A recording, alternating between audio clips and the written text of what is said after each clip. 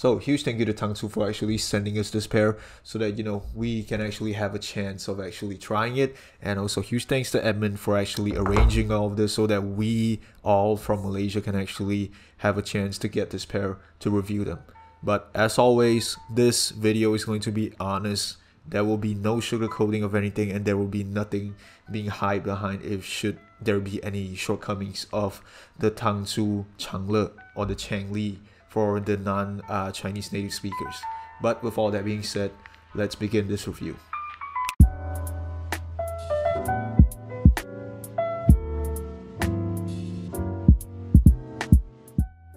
As with my videos, y'all know my shtick.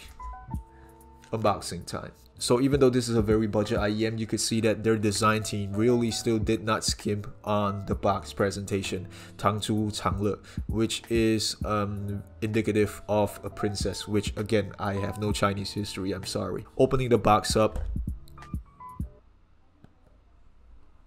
I'm not gonna lie, this box is very airtight.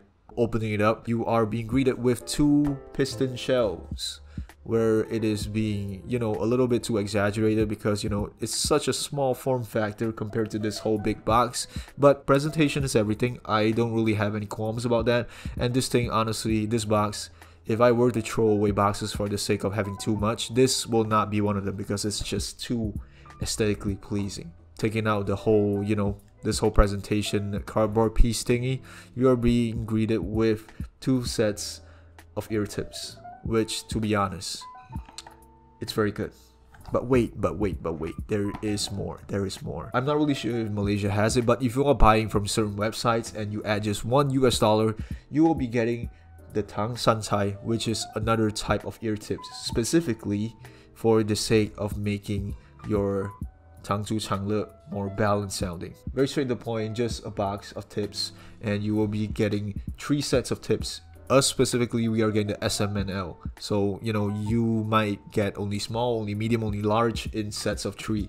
That's all they provide, depending on what you want. All I can say for now is that these tips are amazing. I'll tell you why later. Now, with all that aside, let's actually talk about build.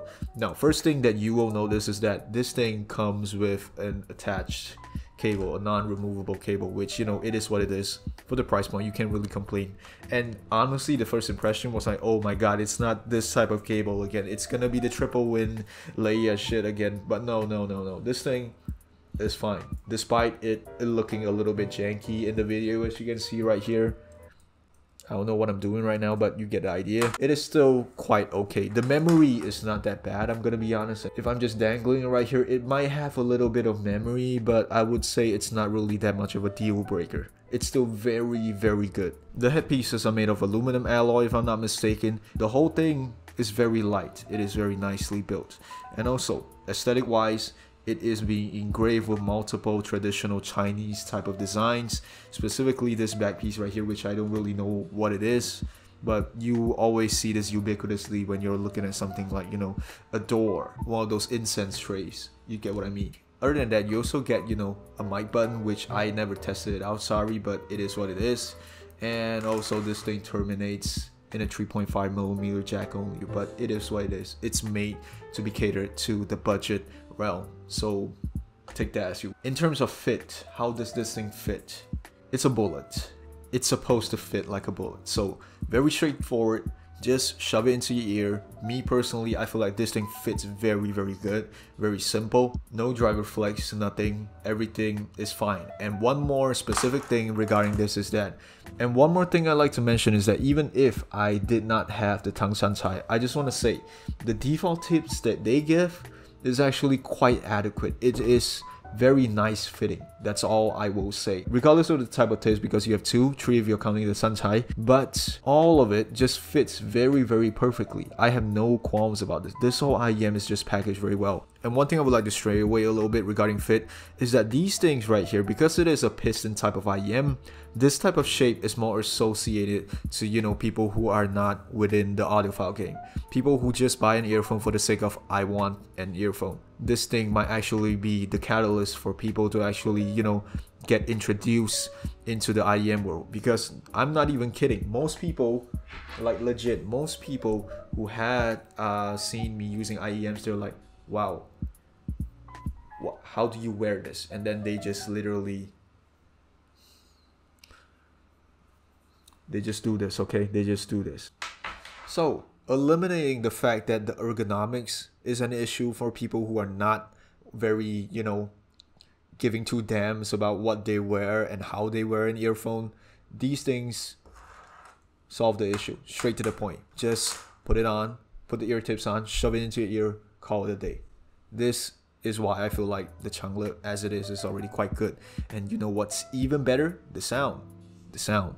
But before we actually get into the sound, I just want to mention one thing regarding the ear tips, since I already have the Suntai, which right now I guess I'll give it a very quick review into this whole thing. If you are using this translucent one, it will be more V-shaped.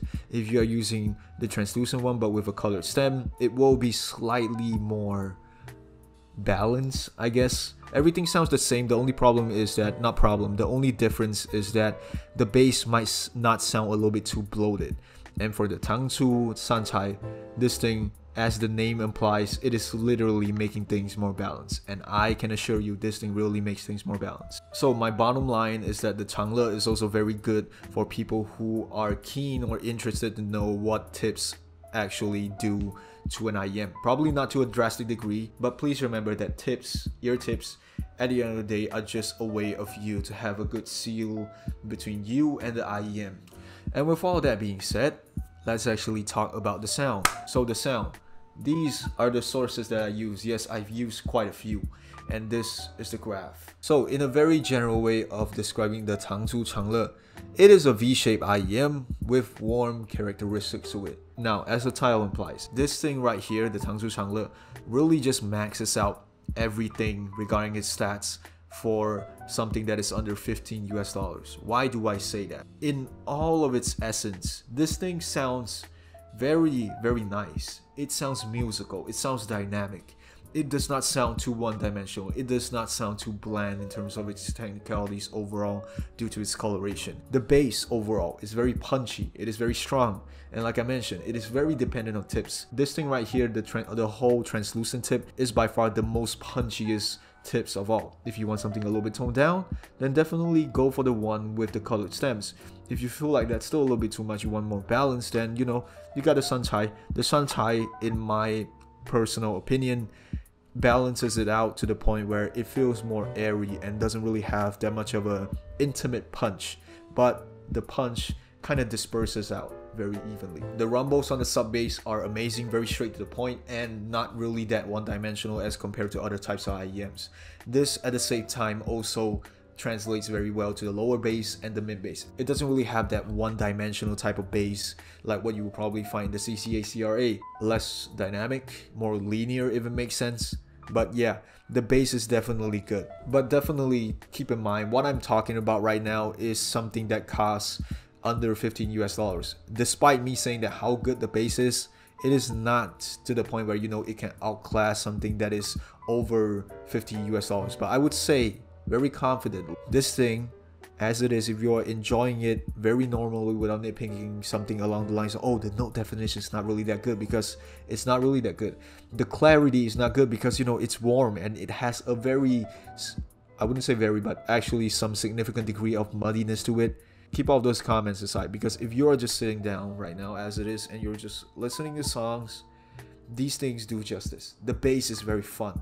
I think the funness, the dynamic part of it, the musicality part of it just makes this whole IEM very enjoyable to listen, despite it being a very budget-friendly IEM. Again, very quick recap. Punchy and very strong bass, and it is very tip dependent. If you want something that is a little bit toned down in the punchiness and slightly less bloatiness, use different tips. Very good sub bass, very good rumble, strong lower bass to mid bass, and it sounds quite musical. It has some slight muddiness, so expect that, and maybe in very certain cases you might have slight bass bleed into the mids, but regardless of that, segueing on to the mids. Overall, for mids, expect a very slight recessedness of the vocals, but the warmness of it overall just gives it a more laid-back feel. Female vocals and male vocals, to be honest, after listening to some certain songs, everything just sounds alright.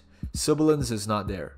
That's one of the good parts of having a very warm characteristics IEM. Instruments carry on with the whole warmness of it. Things sounds musical, things sounds relaxed, but overall I feel like the mids, if you are very picky, it might sound a little bit linear. Me personally, I can enjoy a lot of stuff from this, something along the lines of Kamasi Washington, something along the lines of Tom Misch, Mac Miller, Kanye West, all of those stuff.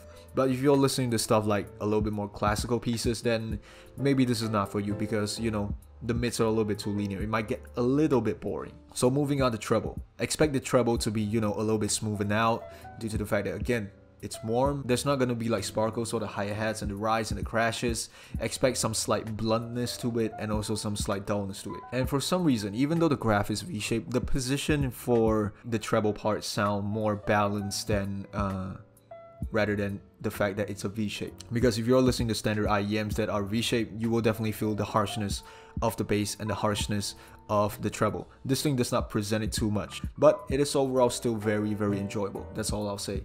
Alright, going on to technicalities, like I mentioned, the dynamic part is actually quite good. It is a very dynamic pair, but expect the fact that if you are dialing it in a little bit too high, the bass might start to overemphasize everything and start to, you know, cover everything else. It might actually bleed a little bit. Soundstage overall is quite good, because for a bullet shape IEM, you can definitely hear the placebo type effect where, you know, some things are coming slightly outside of the range of your bullet type IEM. So it is quite, I would say, adequate for the price. Imaging is also quite fine. I don't really have any problems with it, but only in very certain cases where, you know, if the track elements are living at the side of you, system frame, if things are living at the side of you, things just start to get congested at the side. The middle part is fine, I feel like, but if you go a little bit too far because of the lack of space, because of the lack of width, everything starts to, you know, pack around at the sides, but that is only in very, very rare cases. Now, in terms of detail retrieval, the only thing I want to say about it is that it is adequate enough to give sufficient micro details to, you know, heighten the listening experience of this pair. What I say about that is in regards to, you know, how it slightly sprinkles a little bit of pizzazz into everything throughout the spectrum, but more specifically on the bass and the treble. It gives the bass more characteristics to it, and it gives the treble more airiness, more extension, more decay to it. Not by a lot, but if you are listening to it, it actually has that type of feeling. And with all that being said, this thing by right is actually quite a good pair. I was just going into the Tangzu Chang Le with not really that much I would say expectations, because, you know, mainly if you are talking about the budget realm, you already have fixated impression of what you're getting. There's definitely going to be some certain corners being cut, and, you know, in more cases than one, most IEMs do have this type of problem. But for this specifically, I think the one corner that it cuts is actually quite worth it for everything else. The only thing that I can think about that is bad for this IEM, which reminded me, because of the fact that this is using micro drivers, expect one thing: it will be harder to drive for people who are only using, you know, headphone jacks. You might probably want to use an external amp. And also, in very certain cases, you might have some microphonics due to the fact that, you know, this type of rubbery wire. Yeah, but other than that, the only other con in terms of sound that I can think about is that the bass overall sometimes sound not as resolving, because, you know, it's cheap, so it's a little bit more muddy. It might have some bass bleed, but other than that, the warmness of it really just intrigues me. It just makes me feel like this thing is very, very special. And that's all I will say regarding the Tangzu Chang Le. Again, huge thank you to Tangzu and Edmund for actually making this possible for me to review. If y'all want it, the link is in the description below. It's unaffiliated. Just go get it. You will not regret it. Like, wow, that rhymes. Well, anyways, that is it for this video. Thank you for watching, and see you guys soon.